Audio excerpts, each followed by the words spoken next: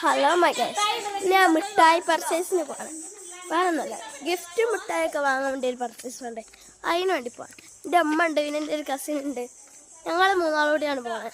നമുക്കൊന്ന് പോയിക്കാലോ, എങ്ങനെയുണ്ട് ഇതാണ്. അമ്മൻ്റെ പൈസ കുറച്ചൊക്കെ ഒന്ന് മുടിപ്പിക്കണം. അപ്പം നമ്മൾ എത്തേണ്ട സ്ഥലത്തൊക്കെ എത്തിയിട്ട് ഒരു തട്ടുപീട് പോലത്തെ ഒരു പീടിയാണ്. പക്ഷെ നല്ല കളക്ഷനും സാധനങ്ങളൊക്കെ ഉണ്ട്. എന്തൊക്കെയോ ഉണ്ട് കേട്ടോ.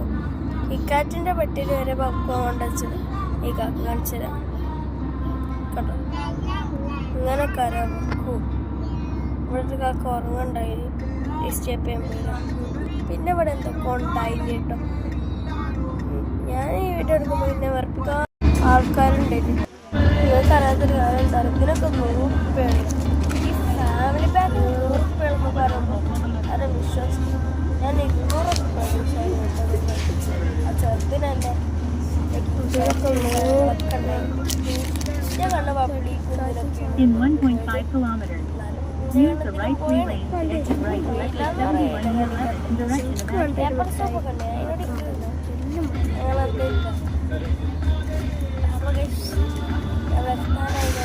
ഇതാണ് എനിക്ക് വഴി കിട്ടി. അപ്പൊ ഗൈസ്, നമ്മൾ